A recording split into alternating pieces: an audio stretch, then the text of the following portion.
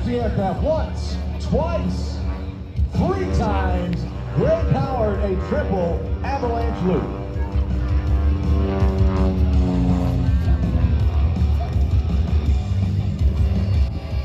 Now Greg will reposition in a reverse P loop for a turnaround back to show center, and there's no energy or time wasted here. Now let's watch as Greg sets up for one of the funnest maneuvers in air shows, Total Lumshabach. It's Czechoslovakian for the word headache. And you'll see why here in just a moment as Greg brings it back from the left. Smoke on, pulls on the stick, the aircraft climbs. Now watch this.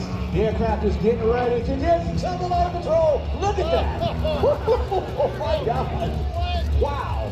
He really nailed it. That's definitely a headache. The Lumshabach, Greg Howard in the G200. This aircraft